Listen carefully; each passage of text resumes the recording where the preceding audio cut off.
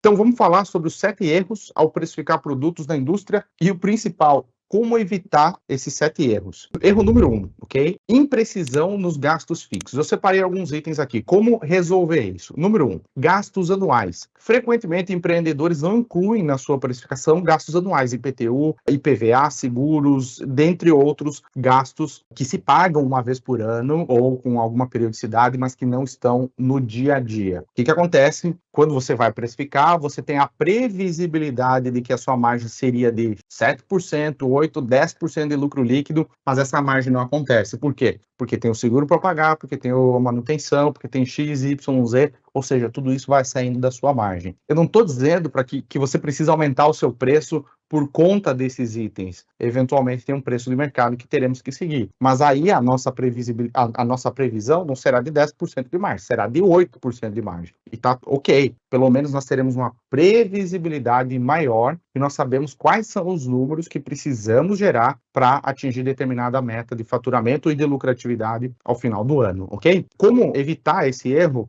Ter um Prolabore claro, definido. Esse é um erro que algumas indústrias ainda cometem, e mesmo indústrias com o mercado, com chão, de confundir Prolabore com lucro. Qual que é o ponto? Prolabore é a remuneração do trabalho, lucro é a remuneração do capital. Então, para termos previsibilidade na formação de preço, você precisa ter o Prolabore definido e tirá-lo todos os meses. Aquele número definido. Qualquer retirada extra precisa ser considerada como lucro. Despesas financeiras. É comum empreendedores estarem pagando um financiamento, como nós vimos aqui, um empréstimo, capital de giro, ou qualquer outro item, e incluir o principal, ou incluir os juros, ou mesmo incluir os dois na formação de preço. Não faça isso, porque isso não faz parte da sua operação, isso faz parte do financiamento da sua empresa. É outra coisa. Financiamento é uma coisa, operação é outra. É óbvio que essa conta precisa ser paga, mas isso é trabalho, é algo que nós precisamos ver em relação ao fluxo de caixa da sua empresa, e não em relação ao resultado econômico da sua empresa, muito menos à operação da sua empresa. Então, preste atenção, não inclua financiamentos, não inclua nem juros, nem principal na sua formação de preço, porque isso prejudica a competitividade da sua empresa. Próximo item, investimentos. Muitas pessoas incluem investimentos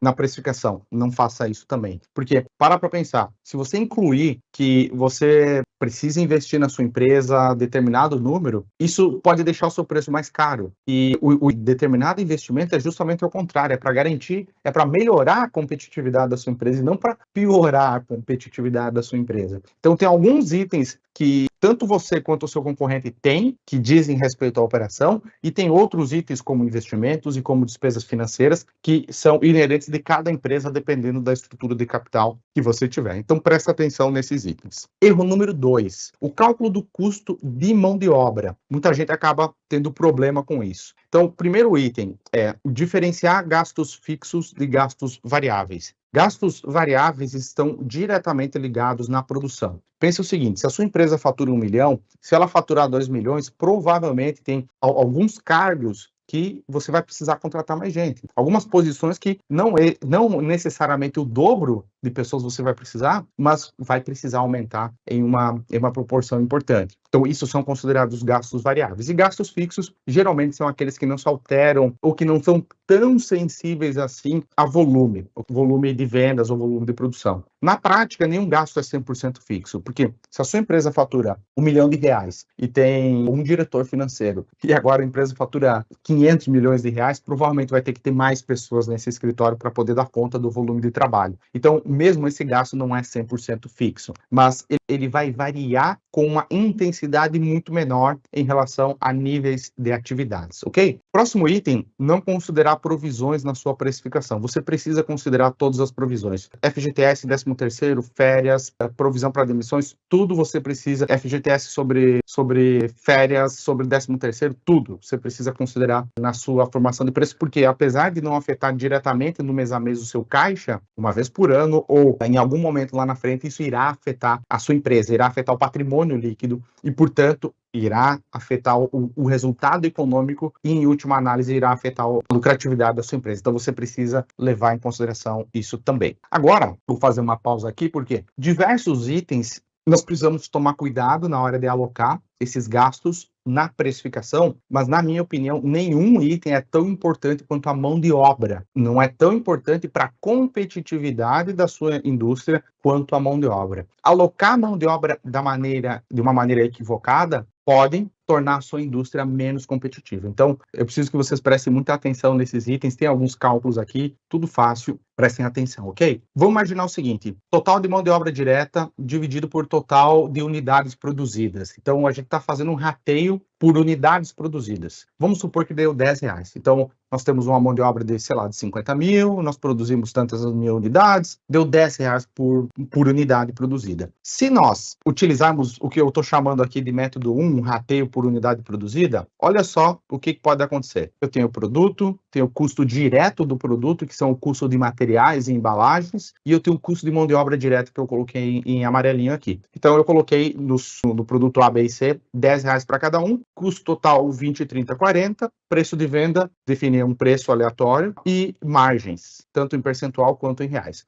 Olha o que está acontecendo aqui. O custo direto, super fácil. É calcular os itens, calcular crédito tributário, calcular rendimentos, fazer a ficha técnica e incluir aqui. Agora, a mão de obra, se fizermos o rateio da mão de obra por quantidade produzida e incluirmos R$10 em todos os itens, o que está acontecendo aqui? Nem todos os produtos demandam a mesma quantidade de tempo, estou supondo, para serem produzidos. Então, nesse item, eu poderia estar encarecendo determinado produto e deixando muito barato outro produto. E qual que é o problema disso? Porque se você utiliza essa metodologia e se o seu concorrente direto utiliza uma metodologia melhor ou mais precisa para alocar a mão de obra, o que vai acontecer? Você vai ter produtos que são mais baratos do que o seu concorrente. E você vai ter produtos que são mais caros do que o seu concorrente, obviamente. O que pode acontecer? Os seus clientes ou o mercado em que você está disputando pode preferir comprar os produtos que você tem mais barato do que o seu concorrente. Só que esses itens, geralmente, utilizando esse método, dão mais trabalho para fazer. Só que como você alocou menos mão de obra aqui, o teu preço ficou mais barato. Então você vai vender mais do item que você tem menos margem e você vai vender menos do item que você tem mais margem. Isso prejudica a lucratividade da sua empresa como um todo. E o pior, beneficia a lucratividade do seu concorrente direto, desde que ele esteja utilizando uma metodologia melhor para alocar custos de mão de obra direta, ok? Eu sei que aqui não tem impostos, não tem uma série de coisas, eu estou simplificando para essa aula. Vamos para o próximo item. Vamos imaginar que nós temos um total de mão de obra direta, só que agora, ao invés de fazer por unidade produzida, nós vamos fazer por faturamento, e chegamos a 20%. Eu fiz a mesma coisa aqui, só que é o seguinte, ao invés de incluir R$10 em cada item, eu vou incluir 20% do preço de venda, ou seja, a mão de obra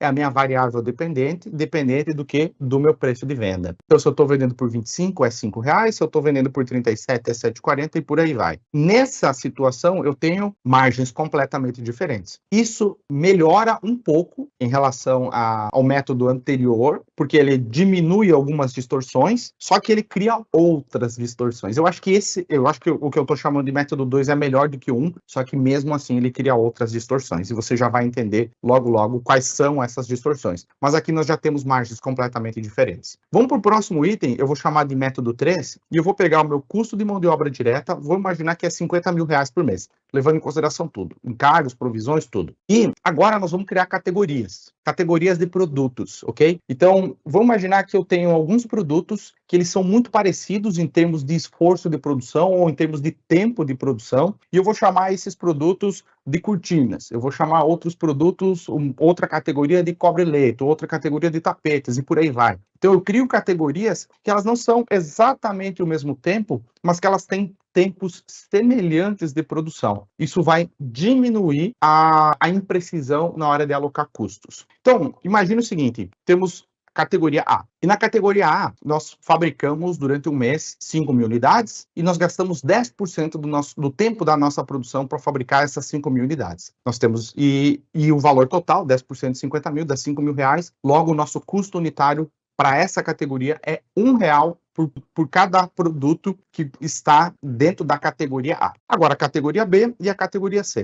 O que eu fiz aqui? Coloquei o total de quantidade, o total de tempo gasto, calculei o custo total da categoria, e você nota o seguinte, que se você somar o custo total da categoria, vai fechar 50 mil reais, que é a nossa mão de obra direta total. E olha o que aconteceu aqui. Nós temos um produto que custa R$1, nós temos um produto que custa R$12,50 e nós temos outro que custa R$6,67. Bem diferente do que eu havia mostrado até então. Agora, eu vou fazer o seguinte, eu vou pegar esses números e vou jogar aqui na mão de obra direta. Olha o que acontece com a margem. O produto A, que eu estou chamando de produto A, tem a margem de 60%. Com o mesmo preço de venda. O produto B tem a margem de 16% e o outro produto tem a margem de 39%. Vamos fazer um comparativo agora entre as três metodologias. Olha só, o produto 1, com o método 1, teve 20%, 40%, 60%.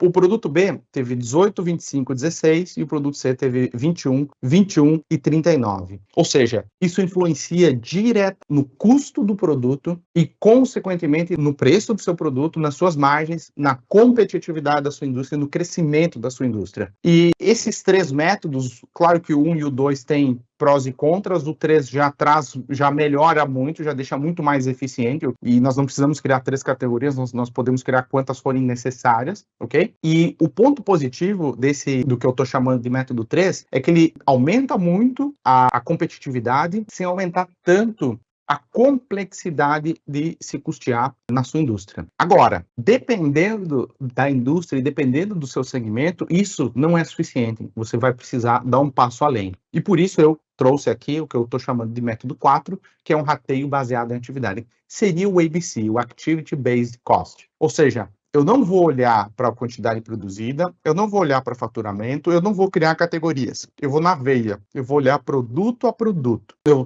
trouxe uma tabela simples aqui para demonstrar isso para vocês. Vamos imaginar que nós temos algumas atividades, atividade 1, 2 e 3 e 4. E cada atividade tem um determinado tempo. E eu, lá na mão de obra, fiz todo o cálculo, primeiro o pessoal que trabalha na produção, quantas horas trabalham por mês, quantos minutos trabalham por mês e por aí vai. E eu vou multiplicar o custo desse minuto pelo tempo e vou somar, e eu cheguei a R$18,75 em um determinado produto. Ops, eu passei aqui. Vou chegar a R$18,75. Dependendo da sua indústria, você precisa desse nível de precisão. Eu não posso mais usar uma categoria e jogar tudo o que são tapetes, ou que são cortinas, ou cobre-letes, ou uma categoria parecida, tudo nesse. Eu preciso individualizar. Isso aumenta a precisão, aumenta a complexidade e tem um custo a mais para fazer isso. Porque você não faz isso uma vez, você precisa fazer com alguma regularidade. Por quê? Porque nós planejamos 75 minutos para ser produzido determinado produto. Mas será que isso está de fato acontecendo? Ou seja, com alguma periodicidade, nós precisamos revisitar esses números para entender se de fato é ainda 75 minutos. Se for 100, nós precisamos ajustar, se for menos, nós podemos ajustar também. Ou seja, tem um trabalho extra. E o ponto é que, às vezes, você não tem 20 produtos, às vezes você tem 100 ou 200 ou 500 produtos. Então, esse trabalho começa a ficar, não digo mais complexo, porque não é complexo, é mais trabalhoso. E é para isso você não vai funcionar para isso. Então, para isso você precisa de ferramentas apropriadas para fazer esse tipo de trabalho. Ok? Pessoal, vamos falar sobre o terceiro erro, que é o erro de desconsiderar a depreciação. Então, eu vou abrir alguns itens aqui. A depreciação muitas vezes é considerada como um custo invisível, como um gasto invisível em empresas, porque não sai todo dia do bolso. Se eu perguntar para você, quanto você paga de aluguel, quanto você paga de telefone, você sabe a maioria desses itens, contabilidade, todos esses itens, você sabe tudo. Agora, qual que é o seu custo com depreciação na sua empresa? A grande maioria dos empreendedores não sabem. E se não sabem, provavelmente não estão levando isso em consideração na formação do preço. E se não estão levando em consideração na formação do preço, o que o empresário acha que é lucro, não é. Porque um pedacinho desse resultado vai para pagar a depreciação. Se não hoje, final do ano, ou no ano que vem, ou no próximo ano, quando a gente tem que trocar determinada máquina.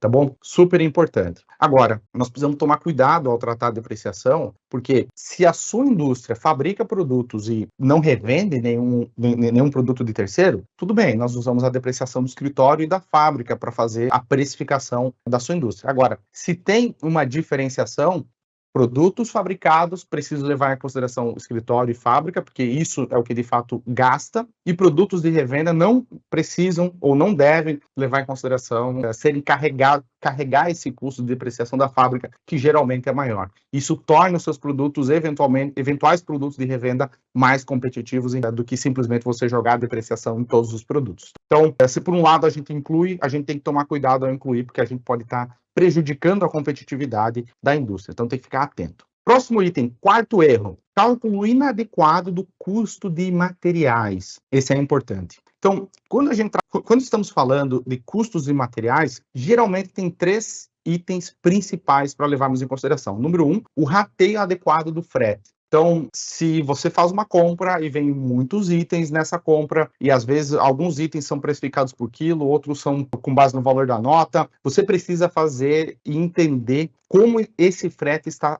sendo composto, porque você pode encarecer determinados materiais que vão para alguns produtos ou baratear outros materiais. Então, precisa ficar atento com isso. O segundo item, você precisa ficar atento a créditos tributários na hora de fazer o custo, ter a certeza de quanto custa os seus materiais. No Brasil, principalmente ICMS. Para a empresa do lucro presumido, para a empresa do lucro real, ICMS é o principal, é o que torna os seus materiais mais baratos. Você precisa levar em consideração isso. E, por fim, o rendimento dos materiais. Você precisa ter métodos de apurar e de periodicamente revisar se ainda faz sentido determinado rendimento ou determinada perda, porque isso deixa, consequentemente, o seu material mais caro ou mais barato. Eu tenho um exemplo aqui, esse não é um exemplo com crédito de ICMS, nem nada, nem com frete, é apenas com rendimento. Se você tem uma matéria-prima que custa, por exemplo, R$10 e você tem uma perda de 30%, você precisa dividir esses R$10 por 0,7 e isso, por si só, vai elevar o custo dessa matéria-prima para R$14,29, com só 30% de perda. É óbvio que aqui temos que incluir o frete, como eu já havia falado, e aqui também temos que considerar créditos tributários, dependendo do seu regime, se for real ou presumido.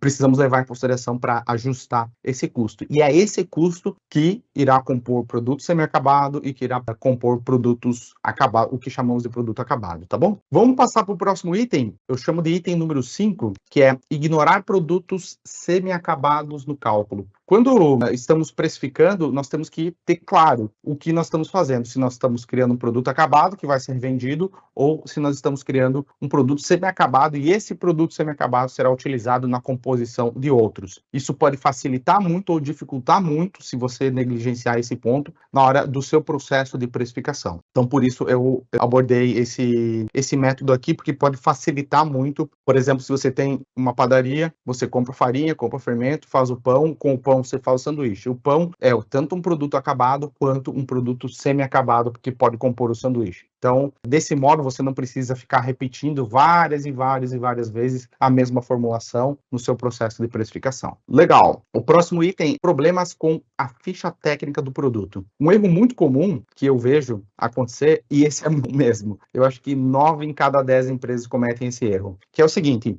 nós estamos buscando uma precisão nos custos para garantirmos margens saudáveis e preços competitivos para a indústria crescer. O erro mais comum que eu vejo é nesse processo de formação de preço, em vários itens, o empresário jogar uma gordura a mais, jogar um pouquinho a mais. E aí o que acontece? Definição de gastos, joga um pouquinho a mais. Definição de pessoas, joga um pouquinho a mais. Matéria-prima, um pouquinho a mais. Você chega lá no final, o produto dá prejuízo. E aí você diz, não, esse produto não dá prejuízo, eu vendo ele há 30 anos, eu vou continuar vendendo esse produto a esse preço. E aí não leva em consideração a informação na tomada de decisão. Essa, na minha opinião, não é a maneira correta de seguir. Na minha opinião, nós temos que ser realistas com os custos. Nem otimistas, nem pessimistas. Nós temos que ser realistas com os custos. Isso significa não incluirmos gorduras no processo, e sim o número exato. E periodicamente revisarmos esse número para garantir que ele faça sentido, ok? O ponto é que, nesse processo de precificação, quando nós começamos a criarmos exceções, a exceção passa a ser a regra. E aí nós não confiamos mais no número, ok? Sétimo e último erro, a exclusão de alguns custos na formação de preço. Então, por exemplo, olha, eu não vou incluir a depreciação, ou não vou incluir a despesa X, ou não vou incluir a despesa Y, ou não vou incluir a despesa Z nos custos. Quando a gente está falando de métodos de custeio e de formação de preço, nós estamos buscando o quê? Previsibilidade para tomarmos decisões.